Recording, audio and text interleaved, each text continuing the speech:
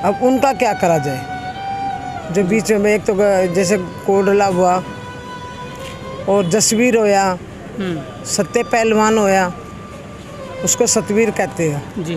ठीक है, इन्होंने मेरा काम खराब करा। और मोनू होया, 3-4 लोग हैं। 4 लोग हैं, इन्होंने करा मेरा सारा काम खराब। इन्होंने पैसे लिए और 2 लाख रुपया मैं दे चुकी हूँ कोडला को। जी, ये थोड़े किस चीज़ के दिए थे आपने? ये मैंने इस चीज़ के दिए थे। ये कह रहे थे कि तुम्हें तुम्हारी फैल आ गई है पक्कों की, और पक्कों में मतलब लिया जाएगा ड्यूटी पे। मैंने किसी से पैसे ब्याज पे उठा कर लेकर दिए उसको।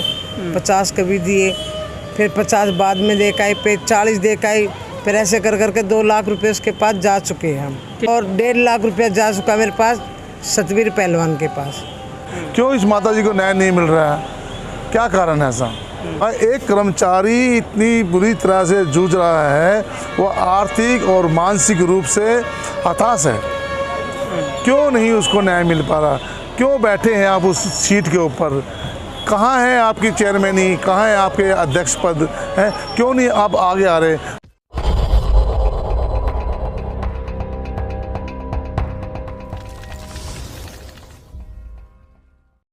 नमस्कार, मैं सुनील अंजाना, जागो समाज चैनल में आपका स्वागत करता हूं।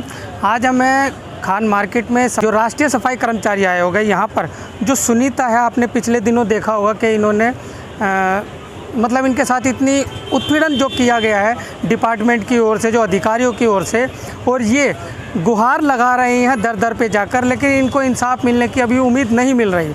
लेकिन आज ये राष्ट्रीय सफाई कर्मचारी आयोग में एम वेंकटेशन के पास पहुंचे हैं, जो चेयरमैन साहब हैं यहाँ, और उनको इन्होंने पत्र दिया है, ज्ञापन दिया है, और क्या क्या यहाँ पर हुआ, क्या सुनवाई हुई है, सभी हम बात करेंगे।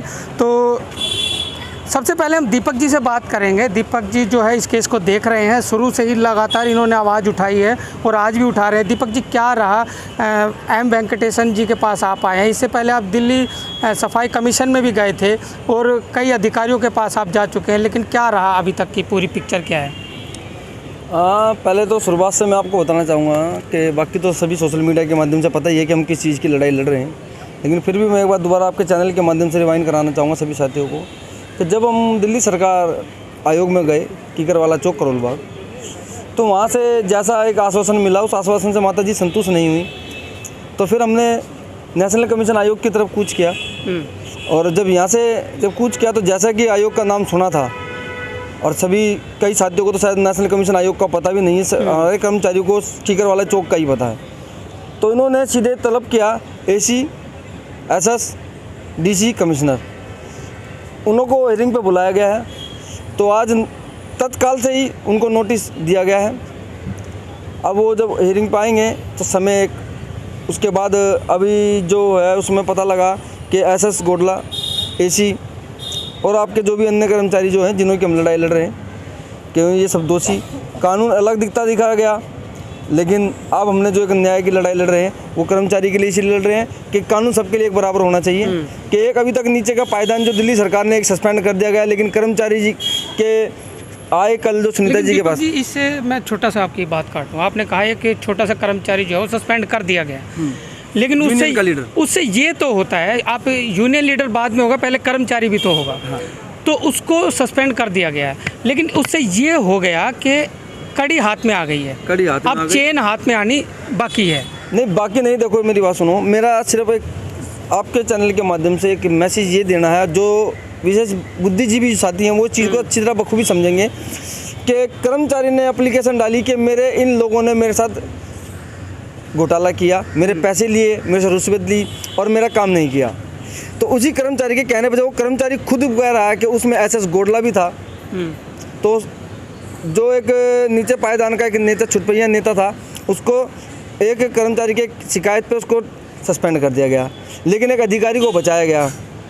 और उसमें जब नेशनल कमीशन आयोग में पहुंचे तो पता लगा कि जो कमीशन जो दिल्ली सरकार का जो था, उसमें जो बैठे दूसरे AC साहब, यहाँ पे आके पता लगा कि वो भी उसमें दोषी हैं, वो भी कहीं ना कहीं शामिल उसमें हो रहे हैं।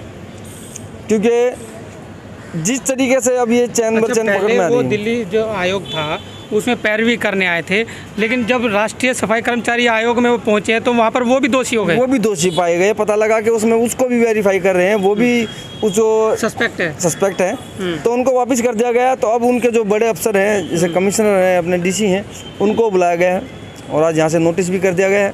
और मुझे पूरी उम्मीद है वेंकटेश्वर नायर जी पे, नेशनल कमीशन आयोग के चेयरमैन जी पे, जैसा कि इनके बारे में सुना जाता है, देखा जाता है, सोशल मीडिया के माध्यम से हमारे को जानकारी मिलती रहती है, तो मैंने बड़ी उम्मीद से, और आज पूरा समाज, बड़े बड़े समाज सेवक सब आए हुए हैं, लेकिन कहीं ना कहीं आज अगर चुप्पी साधा हुआ है तो वो एक यूनियन है। एक भी यूनियन में अभी तक इस कर्मचारी जो उनके अधीन आता है, जो उनके हक अधिकार लड़ाई लड़ने की जो बातें करते हैं, बड़ी बड़ी वादे करते हैं, जो अभी कुछ समय अब जैसे इलेक्शन पास में आ रहे हैं तो अभी देख लेना, अभी ये धरना रख देंगे यहाँ पे। मुझे लगता है ये धरना उन कर्मचारियों को, हक अधिकारियों के लिए नहीं है, ये एक राजनीति को दबाने का, प्रेशर करने का एक जरिया बना रखा है, उन भोले कर्मचारियों को बगलाने का काम कर रखा है। अगर ये यूनियन अपने कर्मचारियों के लिए काम करती है तो आज इस सुनीता कर्मचारी के लिए क्यों नहीं खड़ी हो रही? ये एक सबसे बड़ा, बहुत बड़ा सवाल है कि आज वो यूनियन है, इस कर्मचारी के लिए क्यों नहीं खड़ी हो रही? उन तक मैसेज नहीं पहुंच रहा, सोशल मीडिया पर एक्टिव नहीं है, या जिन ग्रुपों में उन्होंने मुझको ऐड कर रखा, कई ग्रुपों में यूनियन के लीडर, बड़े बड़े लीडर हैं। और आज सबसे बड़ी बात, जिस यूनियन का वो लीडर था मोनू, आज वो यूनियन भी चुप क्यों है कि एक तुमने हमारे यहाँ का तो एक अधिकारी तुमने सस्पेंड कर दिया, लेकिन अपने अधिकारियों को क्यों बचाया जा रहा है? क्योंकि देखिए, मेरा तो मानना ये कि आज इस माँ को हमारी ज़रूरत है। आज इस माँ के लिए सहयोग में पूरा टाइगर ग्रुप आप देख रहे हैं बराबर काम कर ही रहा है। आज संस्थाएं भी हमारे साथ सहयोग में काम कर रही हैं। माता जी, क्या अभी तक आप तकरीबन एक महीना आपको हो चुका है ये लड़ाई लड़ते हुए, कि आपका जो काम है, जो आपको टर्मिनेट किया गया या आपको ड्यूटी पे नहीं लिया गया, क्या आपको क्या लगता है कि उम्मीद कोई नज़र आ रही है या नहीं नज़र आ रही? अब ऐसे कैसे बता दूँ बेटा, उम्मीद तो करे बैठी हूँ, लेकिन देखो मेरा बेटा जब साथ में है तो उम्मीद तो लगाए रखी है। और मेरे साथ में ये सारे भाई हैं, ये मेरे बच्चे ही हैं, सब मिल के साथ देंगे तो मेरा काम हो जाएगा जी। ठीक है, लेकिन कुछ अफसर ऐसे हैं जो बीच में रोड़ा बन रहे हैं, वो होने नहीं दे रहे हैं। अब उनका क्या करा जाए? जो बीच में, एक तो जैसे कोडला हुआ और जसवीर होया, सत्य पहलवान होया, उसको सतवीर कहते हैं जी, ठीक है, इन्होंने मेरा काम खराब करा। और मोनू होया, 3-4 लोग हैं, 4 लोग हैं, इन्होंने करा मेरा सारा काम खराब। इन्होंने पैसे लिए और यही बीच में मतलब भाग दौड़ अपनी करे। कितने पैसे लिए? एक बार 2 लाख रुपया मैं दे चुकी हूँ कोडला को जी। ये थोड़े किस थोड़े चीज़ के दिए थे आप? ये मैंने इस चीज़ के दिए थे। ये कह रहे थे कि तुम्हारी फैल आ गई पक्कों की, और पक्कों में मतलब लिया जाएगा ड्यूटी पे। मैंने किसी से पैसे ब्याज पे उठा कर लेकर दिए उसको, 50 कभी दिए, फिर 50 बाद में दे के आए, फिर 40 दे के आए, फिर ऐसे कर करके 2 लाख रुपए उसके पास जा चुके हैं हम। किनके पास गए? कोडला के पास। कोडला जी। हाँ जी। और 1.5 लाख रुपया जा चुका मेरे पास सतवीर पहलवान के पास, जिसने मेरे को लगवाया था। मतलब टोटल आपने 2 लाख? हाँ, इंदरलोक में बैठता था ये, इंदरलोक में जाके मैं दे के आई थी इसको। ठीक है, अब मेरा डॉक्टरी होगी, सब कुछ हो गया। अब इन्होंने पता नहीं क्या गड़बड़ घोटाला करा। मैं तो अनपढ़ हूँ, मेरे को तो पता नहीं बेटा क्या कैसे क्या होता क्या नहीं। मेरे को तो जैसे कोई तसल्ली दे देता, मैं तो वैसे ही सब्र करके बैठ जाती आपको मतलब जैसे 2 लाख रुपए की डिमांड की, हाँ कि आपकी पक्के की जो स्थाई की जो फाइल है वो आ चुकी है, हाँ। और आपको ये पैसे देने हैं, हाँ। तो क्या कहा? मतलब आपकी फाइल में कोई दिक्कत है या परेशानी है? मतलब फिर आपने पैसे क्यों दिया? जब तो मैंने पैसे तो ये दिया ना, क्या करे, तो डॉक्टरी भी करानी है तेरी, डॉक्टरी कराई मेरी, फिर क्या नाम बोले तो पक्की नौकरी मिलेगी। अब मैं तो इस भरोसे पे जब मेरा काम हो रहा तो पैसे में कब कोई ना नौकरी मिल जाएगी, कर्जा तो उतर ही जाएगा। प्रथा है सुनील जी, एमसीडी डिपार्टमेंट के अंदर ये प्रथा है। अगर आप किसी के अगर बाउचर भी निकलवाने जाते हैं सैलरी का, तो उसमें भी आपको 1500 रुपये देने पड़ते हैं। बाउचर की बात करो, जो सैलरी स्लिप होती है, सैलरी स्लिप जो कर्मचारी का हक है, उस पर भी जो है बताते कि पैसे लिए जाते हैं। और आप ये देखिए, एक कर्मचारी जो होता है वो अनपढ़ तत्व का कर्मचारी है, इसीलिए आज यूनियन और नेता उन्हों पर राज कर रहे हैं। इन्हें जहाँ मर्जी हमेशा घुसेड़ा जाता है, कहीं भी इनको इनके लिए हक अधिकार के लिए ना तो इनको कोई सुविधा दी जाती है, इनसे पूरा एक मशीनरी की तरह काम किया जाता है। ये आप देख ही रहे हैं, क्योंकि आप भी एक चैनल चला रहे हैं सफाई, मैं देखता रहता हूँ, आप समाज हित में और इन सैनिकों के लिए तत्पर हमेशा काम करते रहते हैं। तो मेरे से भी ज़्यादा भली बात है, आप जानते हैं इनका दुख, इनकी तकलीफ, इनकी परेशानी।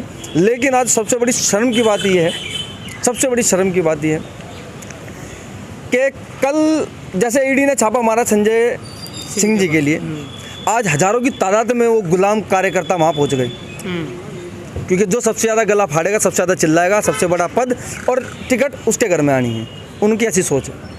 लेकिन आज ये कर्मचारी माँ 1 महीने से गुहार लगा रही है, इसमें कोई भी क्या आज एक समाज हितैषी या समाज सेवक या वो लीडर या वो यूनियन आज वो क्यों नहीं है? मेरा सबसे बड़ा सवाल इन्हीं भाइयों से इसलिए है क्योंकि देखिए हमारा जो दायित्व बनता था, हमारा ये दायित्व बनता था कि हम अगर कोई भी गलत एक्टिविटी हो रही है तो यूनियन के पास तक उसे भेजा जाए।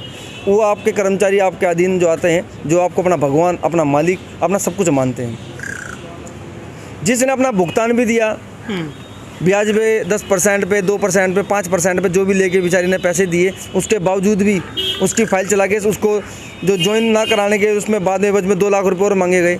तो उस बेचारी के बाद एक 2 से 4 लाख रुपए कर जाना एक कर्मचारी के लिए बहुत बड़ी बात होती है। आज अच्छे से अच्छा आदमी भी 1-1, 2-2 लाख रुपए में हिल जाता है जी। आज एक भी उस कर्मचारी के लिए खड़े क्यों नहीं हो रहे? क्या बात ऐसी है? या कुछ ज़्यादा दबंगों नेताओं को या दबंग जो ये अधिकारी हैं इन्हें मैंने छेड़ दिया, शायद उनसे घबरा रहे हैं, या उनकी भी कोई साठगांठ ऐसी है, या कुछ ना कुछ तो एक ऐसी बात है जो सामने नहीं आ रही और शायद हम नहीं समझ पा रहे हैं। ये जागो समाज चैनल माता जी के बिल्कुल साथ में है, दीपक जी के बिल्कुल साथ में है। अगर जब तक ईमानदारी से लड़ेंगे, इनके साथ में बिल्कुल यहाँ पर खड़ा है, चाहे दिन में खड़े हो या रात में भी। हम पहले भी खड़े हो चुके हैं, दीपक जी भी खड़े हो चुके हैं यहाँ पर, रात में भी 9 दिन तक यहाँ धरना दिया था यहीं पर और इस आयोग को पूरा हिलाया था। लेकिन चलिए अब नेक्स्ट में भी अगर इनकी सुनवाई होती है तो इसे धमकी समझिए या इसे हमारी गुहार समझिए। तो माता जी का जो भी काम है आप आराम से कर दीजिए, ना आपको परेशानी, ना माता जी को परेशानी और ना किसी और को परेशानी। जितना कुरेदोगे उतना ही घाव पाओगे। तो चलिए इसी के साथ मैं सुनील अंजाना, जागो समाज चैनल आपका अपना चैनल। धन्यवाद।